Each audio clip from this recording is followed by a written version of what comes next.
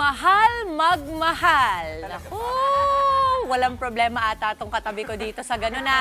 Hindi ako aware. Oho, malay mo this year. Kaya sa mga kapatid po nating may mga planong magpa-flowers sa araw ng mga puso, ihanda nyo na rin po ang inyong wallet dahil ramdam na ramdam ang pagtaas ng presyo ng bulaklak. Nasa frontline ng balitang yan, si Laila Pangilinan. Isang linggo bago ang Valentine's Day, buhay na buhay ang negosyo ng bulaklak sa Baguio City. Si Kailin nakabili ng bouquet sa halagang 500 pesos. 2-in-1 na raw para sa birthday ng kanyang ina at araw ng mga puso. Ngayon po kasi mas mura kasi nung nagtanong po kami sa palengke. Ang magiging range po niya kapag next week is mas magmamahal daw po kasi. Mga 1.5 daw po pag customer. Ayon sa Baguio Cut Flower Vendors Association, halos dumoble ang pagtaas sa presyo ng bulaklak. Mataas na kasi ang demand. Yes, sir. Dumble. Bakit daw? Ayun nga, kukunti ang supply at saka maraming buyer na. Malamig ngayon, ang hirap bumuka ang bulaklak.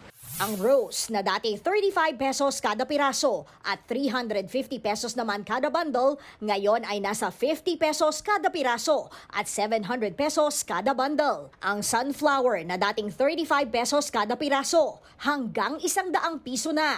Dumoble rin ang presyo ng 6 na piraso ng Malaysian mums sa 200 pesos. Mula sa 80 pesos, 100 pesos na ang bundle ng carnation.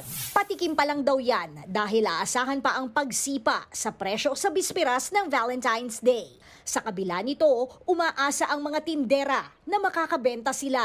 Ang ilang tinderang namamahala naman sa puhunan ng bulaklak, iba ang pakulo sa Valentine's. May mga nakabox na teddy bear na may chocolate at pailaw. Mababa ang puhunan kaya't naibebenta ito sa 150 pesos hanggang 1,500 pesos depende sa klase. Mostly na bumibili mga estudyante pang regalo nila. Mas nila for Valentine kasi daw sa fresh na bulaklak.